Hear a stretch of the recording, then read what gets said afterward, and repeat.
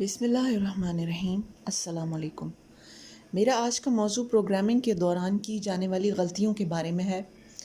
Programming کی زبان میں ان کو ایررز یا بگز کہا جاتا ہے اور ان کو ٹھیک کرنے کے عمل کو ڈی بگنگ کہا جاتا ہے۔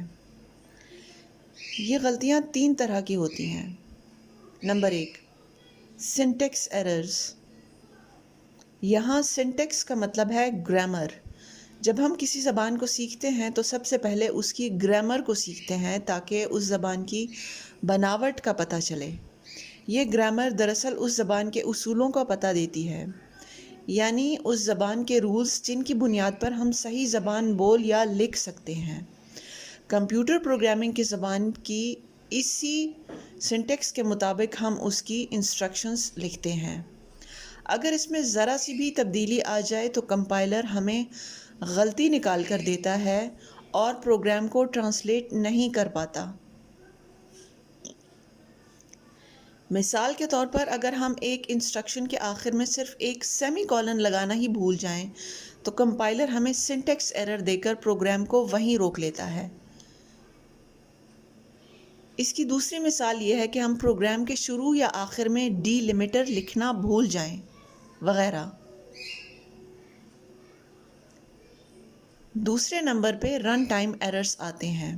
یہ غلطی پروگرام کے رن ٹائم یا ایگزیکیوشن کے وقت نکلتی ہے، یعنی وہ وقت جب ہمارا پروگرام کمپائلر کی ٹرانسلیشن کے بعد چلایا جا رہا ہو۔ مثلاً جب ہمارا پروگرام کمپیوٹر کو کوئی غلط کام کرنے کی انسٹرکشن دے رہا ہو۔ یہ غلطی کمپائلر تو نہیں پکڑ سکتا، مگر جس وقت ہمارا پروگرام چل رہا ہوتا ہے یعنی ایگزیکیوٹ ہو رہا ہوتا ہے تو اس وقت ہمارا کمپیوٹر پروگرام کو روک کر ہمیں یہ غلطی بتا دیتا ہے اور اس کے علاج کا مشورہ بھی دیتا ہے۔ مثلاً اگر ہم پروگرام میں یہ لکھیں کہ ایک نمبر کو 0 سے تقسیم یا ڈیوائیڈ کیا جائے تو ایگزیکیوشن کے وقت کمپیوٹر ہمیں غلطی نکال کر دے گا، کیونکہ 0 سے کسی نمبر کو ڈیوائیڈ نہیں کیا جا سکتا۔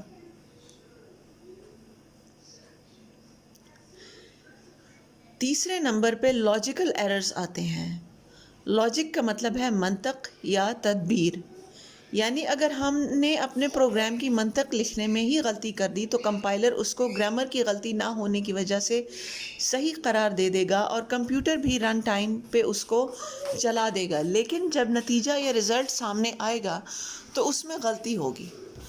مثلاً اگر آپ کے پروگرام نے کسی خاص فارمولا کے تحت ایک سوال حل کرنا ہے اور آپ نے وہ فارمولا ہی غلط لکھ دیا ہے تو پروگرام تو آپ کا چل جائے گا مگر اس کا نتیجہ یا رزلٹ بالکل غلط نکلے گا۔